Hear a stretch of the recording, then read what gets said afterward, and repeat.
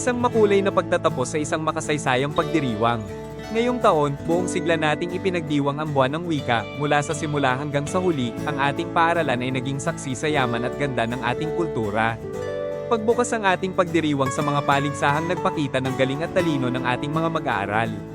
Sa balagtasan, narinig natin ang matatalinhagang salita at malalim na pag-iisip tungkol sa ating lipunan.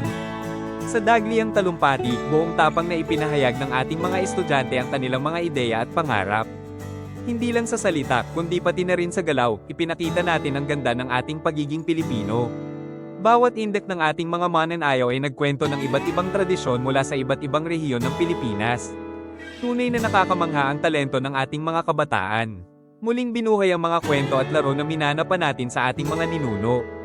Mula sa mga makabuluhang kwento hanggang sa paglalaro ng patintero at luksong tinik, naramdaman natin ang diwa ng pagkakaisa at saya. Ang buwan ng wika ay higit pa sa isang simpleng pagdiriwang.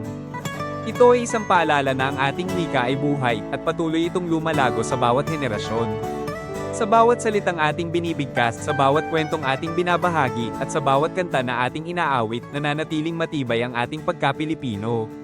Maraming salamat sa lahat ng nakiisa at nagbigay kulay sa ating selebrasyon. Naway patuloy nating mahalin, gamitin, at ipagmalaki ang ating sariling wika. Mabuhay ang wikang Pilipino! Mabuhay ang ating paaralan!